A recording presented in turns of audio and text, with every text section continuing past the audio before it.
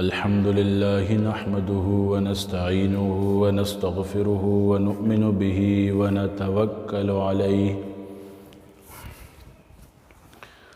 ونعوذ بالله من شرور أنفسنا ومن سيئات أعمالنا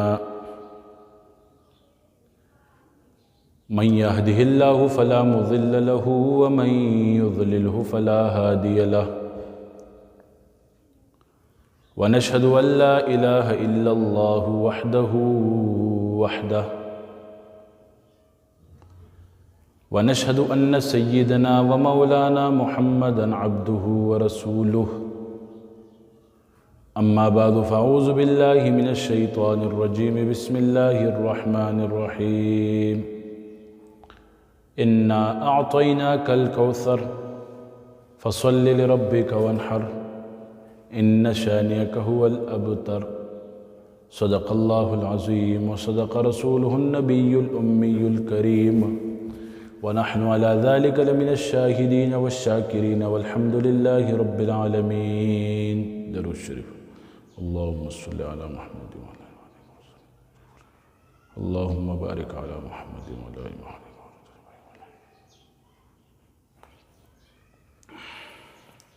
میرے انتہائی واجب الاحترام عزیز ساتھیوں، سامعین، ناظرین کرام،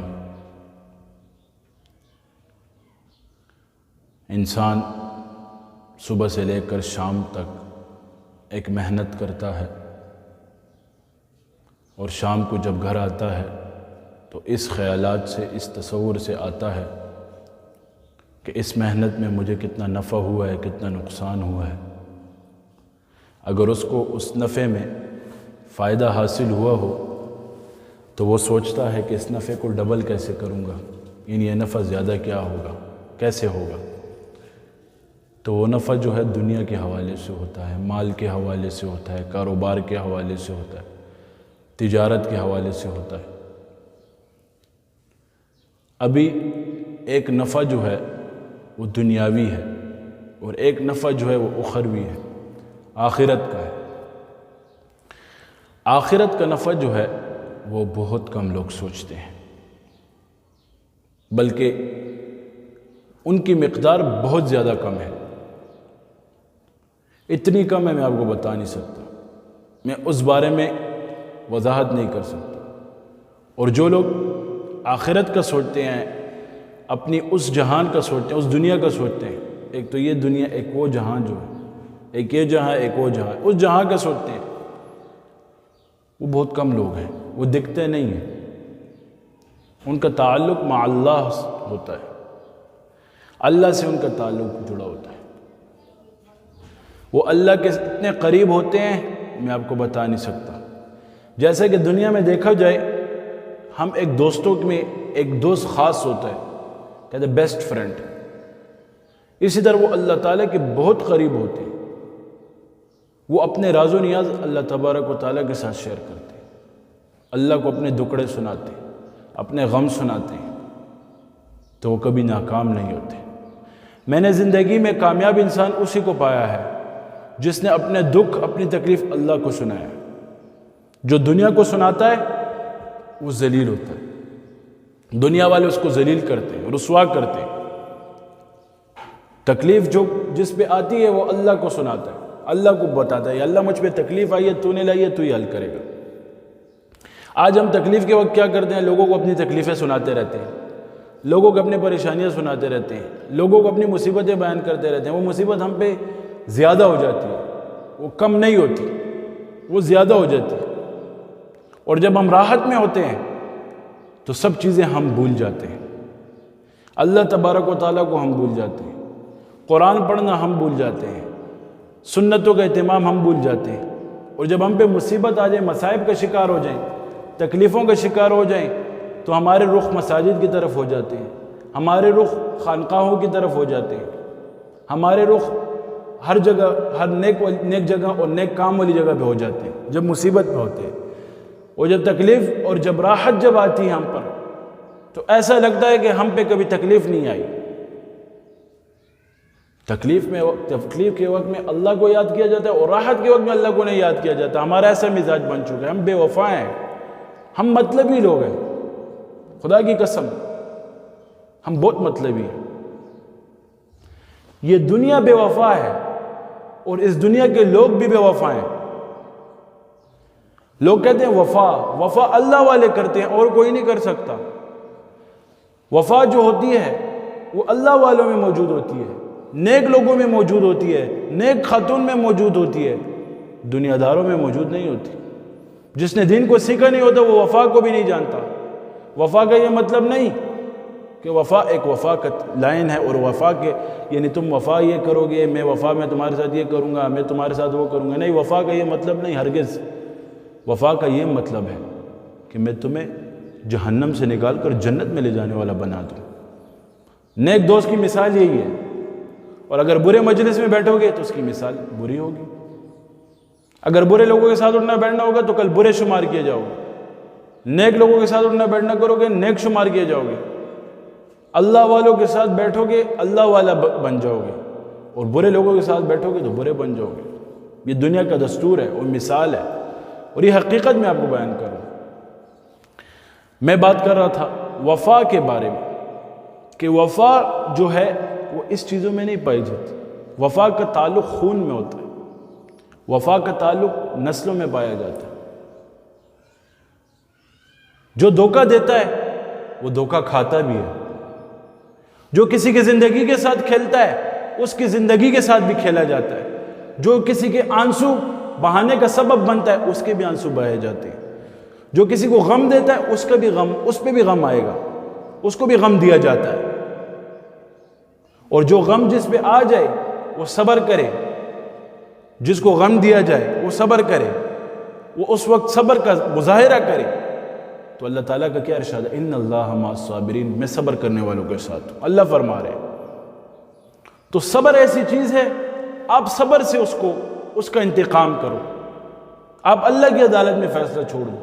آپ کو معلوم ہے مجھے ایک کال آئی اسلام آباد سے، مجھے ایک شخص نے کال کی، مجھے کہا آپ سے کال کرنے کے لیے بہت ترس گیا بات کرنے کے لیے، آخر میں نے مصروف تھا کال اٹھا لی، 3-4 دن سے مجھ سے رابطے میں تھا، میں نے کال اٹھا لی۔ اس نے مجھے 1 گھنٹہ اور پتہ نہیں کتنے وقت اپنی داستان سنائی، اپنی تکلیف سنائی، یہ ہوا وہ ہوا، اس کا بھی کوئی ایسے چکر تھا، کسی نے دھوکہ دیا ہوا تھا۔ تو مجھے بولا حضرت اب آپ کیا بولتے ہیں؟ تو میں نے اسے ایک جملہ بولا، معاف کر دو۔ وہ مجھے ایسے کرو، کیسے معاف کر دوں، اس نے تو میرے ساتھ یہ کیا ہے۔ میں نے کہا معاف کر دو، معافی سے بڑا انتقام کوئی نہیں، اللہ کی عدالت میں یہ بات چھوڑو۔ اور معاف بھی ایسے کرنا کہ دل سے معاف کرنا، زبان سے معاف مت کرنا۔ اگر کسی نے ہمیں تکلیف دی ہے، اگر کسی نے ہمیں پریشان کیا ہے، آپ اسے معاف کر دو۔ اگر کسی نے ہمارے آنسو بہائے ہیں، وہ ہمارے آنسو بہائے ہیں اس کے سبب سے، اس کی وجہ سے، اسے معاف کر دو، بات ختم۔ اللہ کی عدالت تو ہے نا، اللہ کا نظام تو ہے نا، وہ عدالت تو ہے نا۔ اب نوجوان کبھی کس کاموں میں مبتلا ہو جاتے ہیں، کبھی کس کاموں میں، پھر روتے ہیں کہ فلاں نے یہ کر لیا، فلاں نے وہ کر لیا۔ اللہ کی عدالت میں تو بات جائے گی نا۔ فَمَن يَعْمَلْ مِثْقَالَ ذَرَّةٍ خَيْرًا يَرَهُ وَمَن يَعْمَلْ مِثْقَالَ ذَرَّةٍ شَرًّا يَرَهُ۔ ذرے ذرے خیر کا بھی حساب ہوگا، ذرے ذرے شر کا حساب بھی ہوگا۔ وفا جو ہے وہ اللہ سے کی جاتی ہے، اللہ اور اس کے رسول سے کی جاتی ہے، نیک لوگوں سے کی جاتی ہے۔ نیک لوگ ایسے وفادار ہوتے ہیں، ایسے وفادار ہوتے ہیں، آپ کو جنت کے دروازے میں، جنت کے اندر کر کے آپ سے پھر وہ رخ بدلیں گے، بلکہ جنت میں بھی آپ کے ساتھ ہوں گے۔ نیک لوگ وفادار ہوتے ہیں، یہ اور لوگ وفادار نہیں ہوتے۔ آج اگر دنیا کو سمجھنا ہے تو دنیا کے دستور کو بھی سمجھو۔ کاروبار کرنے سے پہلے کاروبار کو سمجھا جاتا ہے، باتیں کرنے سے پہلے باتوں کو سمجھا جاتا ہے، دکان کھولنے سے پہلے کاریگری کو سمجھا جاتا ہے، دکان کو سمجھا جاتا ہے، ٹیلری سیکھنے سے پہلے کام کو سیکھا جاتا ہے۔ تو دنیا میں رہنے سے پہلے دین کو کیوں نہیں سیکھا جاتا؟ میرے نبی صلی اللہ علیہ وسلم، ہم سب کے آقائے دو جہاں، شفیع المذنبین، امام الانبیاء، سرور کونین، سرور کائنات صلی اللہ علیہ وسلم نے بتا دیا ہے، دنیا میں رہنے کا بھی دستور بتا دیا ہے، اور دنیا میں رہ کر کیسے زندگی گزارنی ہے اس کا بھی دستور بتایا، اس کا طریقہ بھی بتایا، سب کچھ بتایا، لیکن ہم آج اس پر عمل کیوں نہیں کرتے؟ افسوس تو یہ ہوتا ہے، افسوس اس بات پہ ہوتا ہے کہ کیوں عمل نہیں کیا جاتا، کیوں اس چیز کو تسلیم کیوں نہیں کیا جاتا۔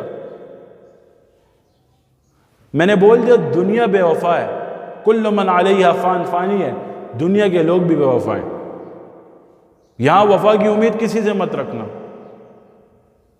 یہاں اگر بے غرض ہو کر، بے لوث ہو کر محبت کرنی ہے تو وہ صرف اللہ والوں سے کی جائے گی اور کسی سے نہیں کی جائے گی، اور کوئی آپ کو ملے گا بھی نہیں۔ جو مطلب کے وقت آپ کو یاد کرتا ہے تو وہ آپ کو مطلب کے وقت یاد کرے گا نا، جو خوشی میں آپ کو یاد کرے تو خوشی میں یاد کرے گا نا، غم کے وقت جو آپ کو یاد کرے گا وہ غم ہے، وہ آپ کا اپنا ہے۔ خوشی کے وقت تو سب کو بلایا جاتا ہے، غم کے وقت کوئی آئے اور تمہارا ہاتھ پکڑے گا، یار مت پریشان ہو، میں ساتھ ہوں، اللہ ساتھ ہے، میں ساتھ ہوں، پریشان کیوں ہوتے؟ وہ اپنا ہوتا ہے۔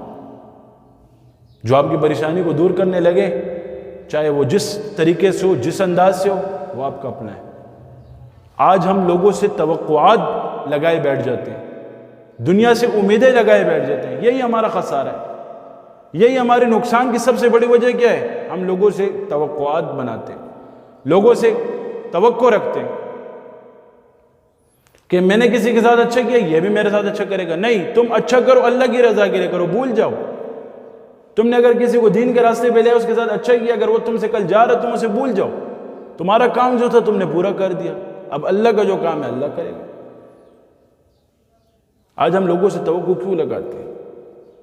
اس کی وجوہات کہ ہم نیک صحبت سے دور ہیں، علماء کی محفلوں سے دور ہیں، سیکھتے نہیں ہیں کچھ، یہی ہماری نقصان کی سب سے بڑے وجہ ہے۔ اور نقصان کا سب سے بڑا سبب یہی ہے کہ ہم لوگوں سے توقع لگاتے ہیں۔ لوگوں سے توقع نہیں لگانا، اللہ سے توقع لگانا۔ خواہشات ہیں، اللہ سے کو پورے کرے گا۔ اللہ سے مانگی ہوئی دنیا بری نہیں ہوتی، وہ اچھی ہوتی ہے۔ اللہ سے مانگ رہے ہو، کسی اور سے تو نہیں مانگ رہے، مجھ سے یا کسی اور سے تو نہیں مانگ رہے، تو اللہ سے مانگنے والے بنے۔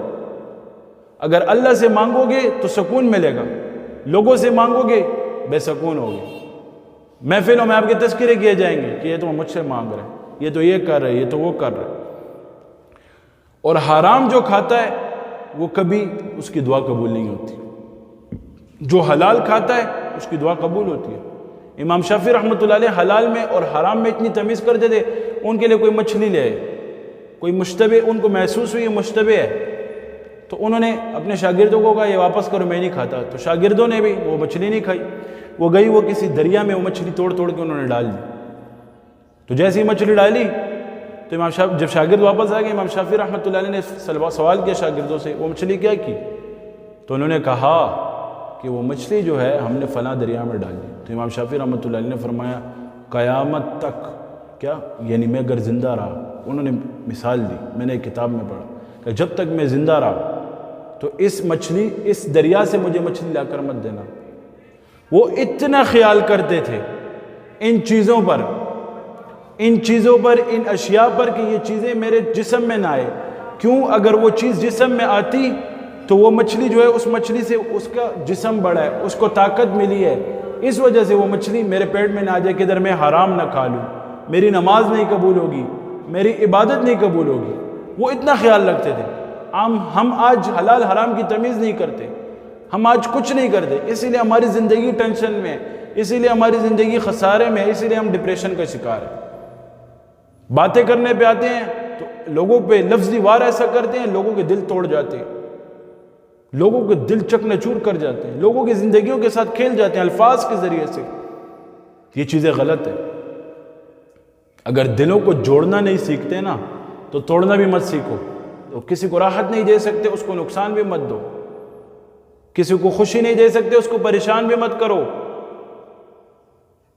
پریشانی کا یہ حل ہے کہ آپ اللہ کے سامنے کھڑے ہو جاؤ۔ کوئی آپ کو پریشان کر اللہ کے سامنے کھڑے ہو جاؤ، کوئی آپ کو تکلیف دے رہا ہے اللہ کے سامنے کھڑے ہو جاؤ۔ اگر وہ تمہیں تکلیف دے رہا ہے، وہ تمہیں پریشان کر رہا ہے، تم بھی اسے پریشان کرو، تم اور اس میں فرق نہیں رہے گا۔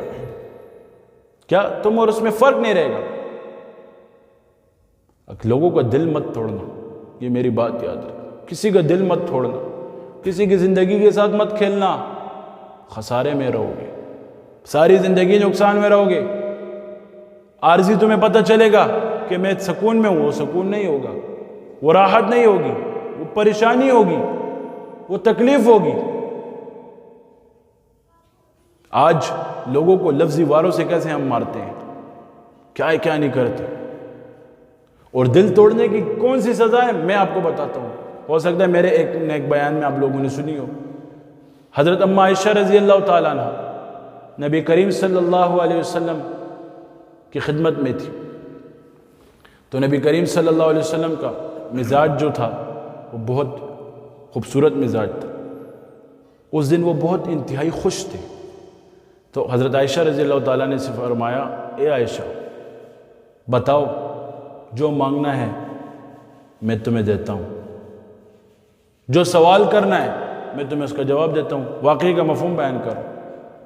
اماں عائشہ رضی اللہ تعالیٰ عنہ نے چہرہ انور، چہرہ نبوت صلی اللہ علیہ وسلم جب دیکھا تو خوشی کے آثار دیکھے، تو اماں عائشہ رضی اللہ تعالیٰ عنہ نے فرمایا، یا رسول اللہ صلی اللہ علیہ وسلم اگر یہ بات میں اپنے ابا سے پوچھ کے ہوں تو آپ کیا فرماتے ہیں؟ نبی علیہ السلام مسکرا پڑے۔ نبی علیہ السلام نے فرمایا، جاؤ پوچھو۔ اماں عائشہ رضی اللہ تعالیٰ عنہ نبی اکرم شفیع المذنبین امام الانبیاء صلی اللہ علیہ وسلم سے یہ سوال پوچھ کر جاتی ہیں، اپنے ابا جی حضرت ابو بکر صدیق رضی اللہ تعالیٰ عنہ کی خدمت میں حاضر ہوتی ہیں۔ حضرت ابو بکر صدیق رضی اللہ تعالیٰ عنہ کی خدمت میں حاضر ہوتی ہیں، یہ پوچھتی ہیں، یہ بات کرتی ہیں، سارا واقعہ بیان کرتی ہیں۔ تو حضرت ابو بکر صدیق رضی اللہ تعالیٰ عنہ فرماتے ہیں، اے بیٹی نبی کریم صلی اللہ علیہ وسلم سے پوچھو، ان کی خدمت میں یہ عرض کرو کہ جب آپ معراج پہ گئے تھے اللہ سے راز و نیاز کی کیا باتیں کی تھی، اللہ سے کیا باتیں کی تھی راز و نیاز کی۔ حضرت اماں عائشہ رضی اللہ تعالیٰ عنہ یہ بات سنتی ہیں تو نبی علیہ السلام کی خدمت میں حاضر ہوتی ہیں، نبی علیہ السلام سے یہ سوال کرتی ہیں کہ میرے ابو نے یہ سوال کیا۔